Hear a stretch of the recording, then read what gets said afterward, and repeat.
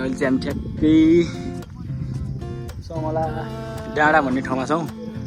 हामी चाहिँ चर्चबाट डाँडा प्रार्थनाको लागि आएको थियौँ। अनि अहिले चाहिँ यो समला डाँडा पनि एकदमै डेभलप भइसकेको रहेछ।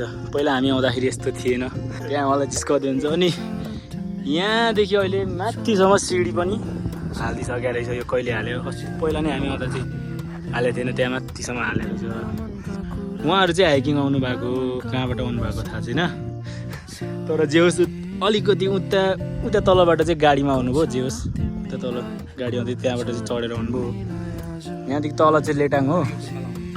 अनि अहिले चाहिँ यस्तो यो झन्डाहरू नि हालेर वाल बनाएर रहेछ। अब यहाँदेखि हामी निकै माथि जानुपर्ने हुन्छ। माथि टावर देखिँदै गरेको देखि अलिक माथि नै होला सायद, होइन त?